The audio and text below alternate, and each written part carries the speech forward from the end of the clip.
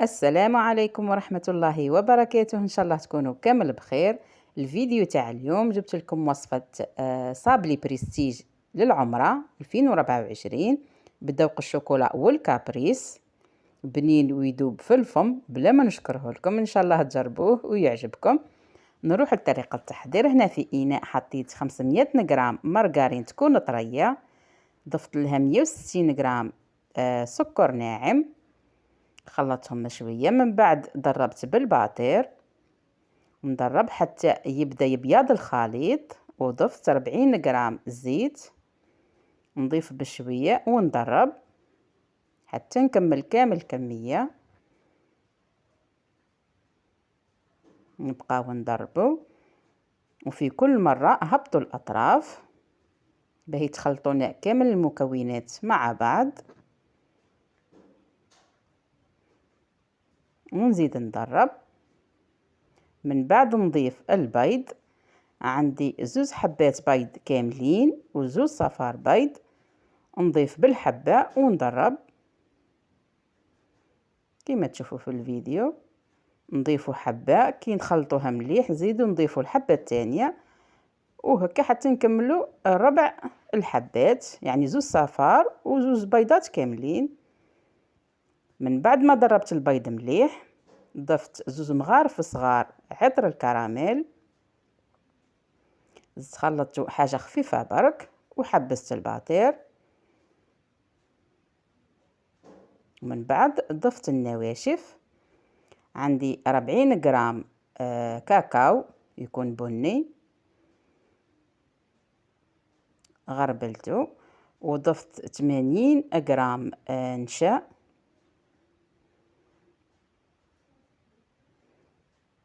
وضفت 120 غرام تاع كاوكاو يكون محمص ومرحي رقيق.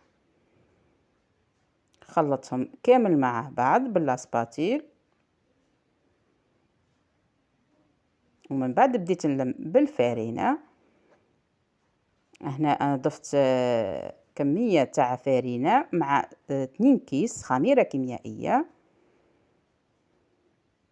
غربت الخميرة باش توزع لنا في كامل العجين،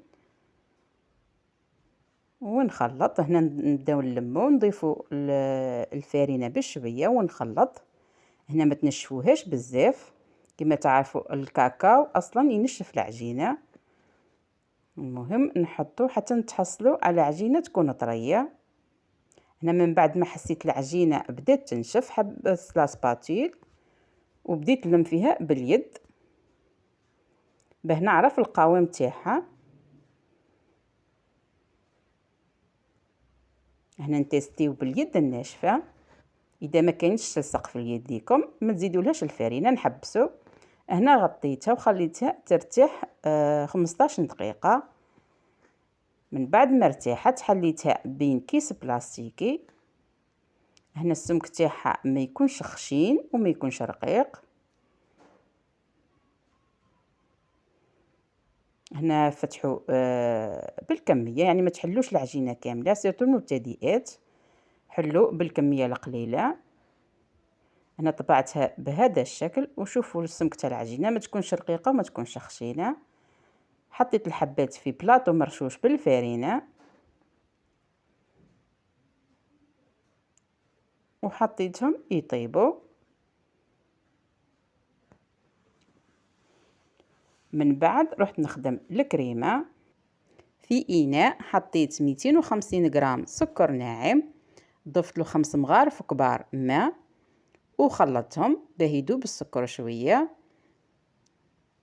من بعد جبت الباطير. هنا عندي 250 غرام مارغرين تكون طرية.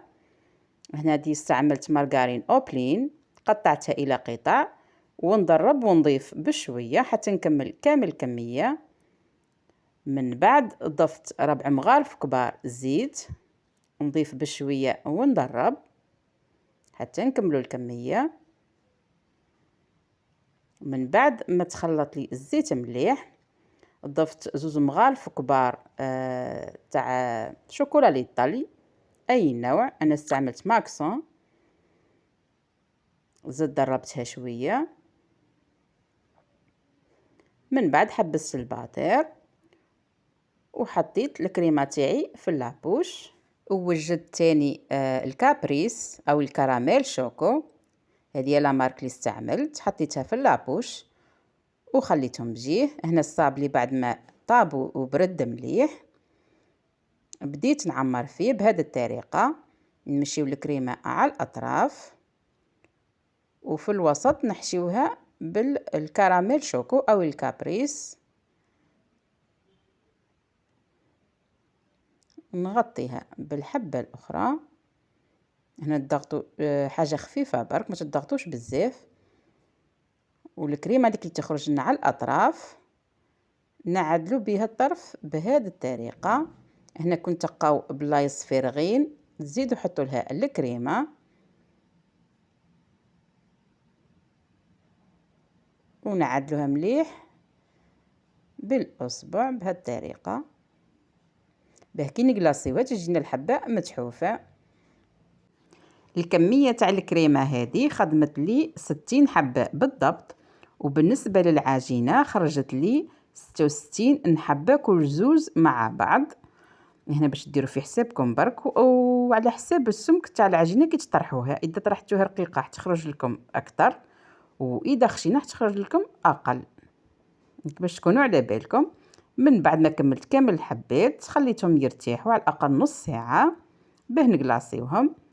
هنا عندي 500 غرام تاع شوكولا بيضاء قطعتها الى قطع صغيره، وضفت لها 80 غرام تاع شوكولا بالحليب وحطيتهم يذوبوا على حمام مائي. من بعد ما ذابت لي الشوكولا ضفت لها 2 مغارف كبار تاع زيت، خلطتهم مليح. هذه يعني نستعملوها في فصل الشتاء نضيفوا لها الزيت، اما في الصيف ما تضيفولهاش الزيت باش تكونوا على بالكم. من بعد بديت نقلاصي في الحبات تاع الصابلي بهذه الطريقه، نغطيو كامل الجوانب، نخبطوا الصفايه بشويه باه الشوكولا الزايده تهبط، وكي نحطوا الحبه فوق الطابي نزيد نمشي الحبه شويه كانه نمسحوا في الشوكولا اللي من تحت، فهمتوا البنات؟ باه من بعد ما نحيش نقيوها، يعني نقاوها من تحت نظيفه ما فيهاش الشوكولا الزايده. هنا الفيديو او يوضح لكم. من بعد ما قلاصيت كامل الحبات خليتهم ينشفوا ورحت نخدم تزيين صابلي العمره. هنا عندي عجينه السكر لون بني، هنا ما ضفت لها والو، يعني لقيتها ناشفه ما حبيتش نضيف لها نشوى الا التيلوز، خليتها طريه. وانتم اذا لقيتوها طريه تضيفوا لها النشا حتى تعود ما تلصقش في اليد. من بعد جبت المول تاع السبحه وبديت نعمر فيه. هنا استعينوا بالنشا خاطر حيت تكون تلصق شويه، ونعمروا المول مليح بهذه الطريقه ونتحصلوا على سبحه. هنا حنفيني معاكم حبات. هنا عندي صابلي من بعد ما نشف مليح، جبت الملمع الابيض الذهبي والملمع الذهبي، نلمع الحبه تاع الكاطو بالملمع الابيض الذهبي بهذه الطريقه، ومن بعد نلصق السبحه بالشوكولا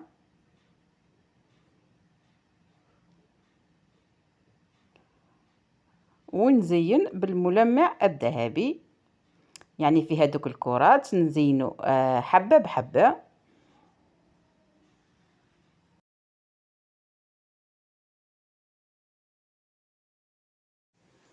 بهذه الطريقه يعني كل شيء موضح في الفيديو، يعني تبعوا باك الخطوات وان شاء الله حتى تنجحوا فيها. واذا ما فهمتوش اي حاجه اكتبوا لي في الكومنتير نرجع لكم. بالنسبه للكميه تاع عجينه السكر، باش خدمت 60 حبه تاع سبحه خدات لي 250 غرام من عجينه السكر. وشوفوا الشكل النهائي كيفاش يجي، يعني ما شاء الله شكلا وذوقا. نتمنى تجربوه ويعجبكم، وما تنسونيش بالجيم. وهذا هو الفيديو تاع اليوم، ونتلاقى في فيديو جديد ان شاء الله. مع السلامه.